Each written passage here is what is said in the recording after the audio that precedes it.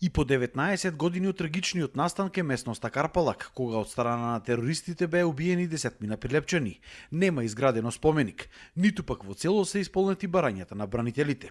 Ацо Јовановски, воzač на еден од автобусите со кои се превезуваа бранителите во моментот на нападот, со емоции и солзи раскажува за настанот. Пораката и желбата ми беше на тоа место да се изгради споменик. Меѓутоа, и утре ќе оставиме свенчето на банкета на автобатот.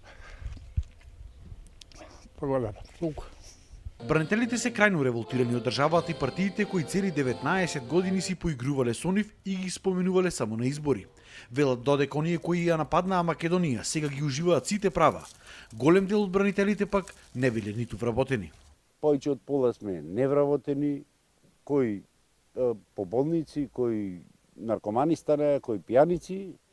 Ние постоиме пред избори и постоиме за овој ден. Вака некој изјава ќе дајме, ќе си поплачиме, така да речем, и толку.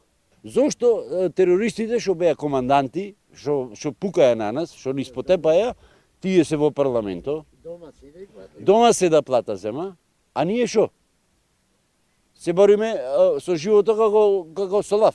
Одбележувањето на 19 годишнината од Карпалак попладнево започна со положување на свежо цвеќе пред споменикот во плебската касарна, каде почитот дадоа семејствата на загинатите, делегација од општина Прилеп и делегации на Сдруженијата на бранители.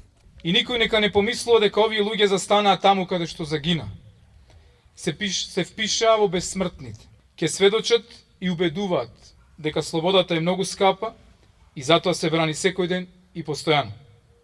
А ние, вашите браќа по оружје, ќе продолжиме да го гарантираме мирот и безбедноста на секој македонски граѓанин. Одбележувањето од касарната продолжи кај спомен обележјето во манастирот Света Петка кај селото Лениште, а утре ќе биде положено свежо цвеќе пред споменикот на бранителите во центарот на Прилеп.